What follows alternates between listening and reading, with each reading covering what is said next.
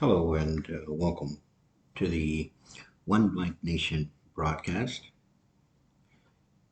Today I will be talking about a list of Black inventors and their inventions. But before I do, One Black Nation, the company, and myself, Walter J. McQuarrie Jr., better known as JC, the Young Scholar, is officially declaring on this day, February 14th, 2024, that Black History is 365 days a year. We will eventually create a day and month to celebrate, to congregate, and to build and uplift our own communities worldwide.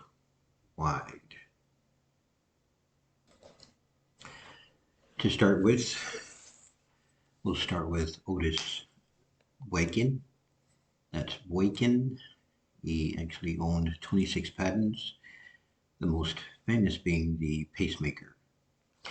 His invention is responsible for saving millions of lives daily. More accurately, he did not actually invent the pacemaker, um, but that is a comment. So we will scratch that. Um, yeah, we don't want to read that comment. So 1 second. All right, let's go ahead and read the comment. This is from Callie. Don't know anymore, but more accurately, Callie states that he did not actually invent the pacemaker, but he invented the wire precision resistor, which enabled manufacturers to accurately designate a value of resistance for an individual piece of wire in electronic equipment. His invention was more reliable and on the production end was more cost effective than other electronic devices. His invention enabled the development of the control unit for the artificial heart pacemaker. Next up is Granville T. Woods. Um, well, anyhow, Granville Taylor Woods was an American inventor who held more than 50 patents in the United States. He was the first African American, quote unquote, not quote unquote, but he was the first um, black man, mechanical, African American mechanical and electrical engineer after the Civil War, self taught. He concentrated most on his work on trains and cars. Born 1856 to 1910, Granville T. Woods, born to free African Americans, held various engineering and industrial jobs before establishing a company to develop electrical apparatus known as Black Edition. He registered nearly 60 patents in his lifetime, including a telephone transmitter, a trolley wheel, and a multiplex telegraph, over which he defeated a lawsuit by Thomas Edison.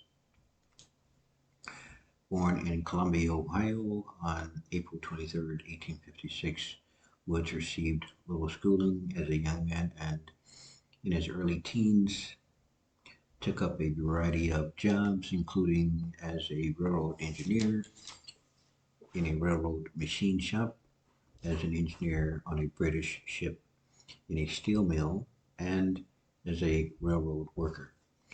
From 1876 to 1878, Woods lived in New York City, taking courses in engineering and electricity, a subject that he realized early on held the key to the future. Back in Ohio in the summer of 1878, Woods was employed for 8 months by the Springfield, Jackson, and Pomeroy Railroad Company to work at the pumping stations and the shifting of cars in the city of Washington Courthouse, Ohio. He was then employed by the Dayton and Southeastern Railway Company as an engineer for 13 months. During this period, while traveling between Washington Courthouse and Dayton, Woods began to form ideas for what would later be created as his most important invention, which is the inductor telegraph. He worked in the area until the spring of 1880 and then moved to Cincinnati.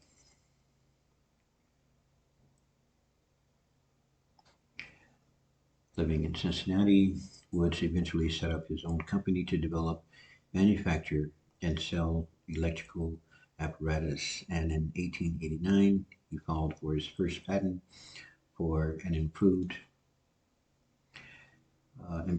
steam boiler furnace. His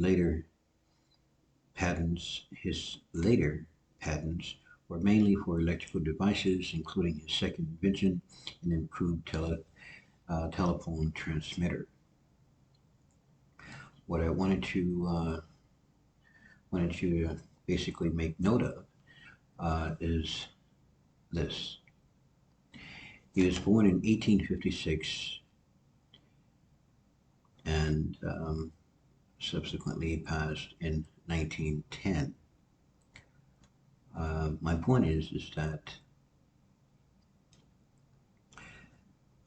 today it is basically the way it was paid by individuals like Granville T. Woods and other inventors that I will not get to on this particular broadcast, but because of time constraint.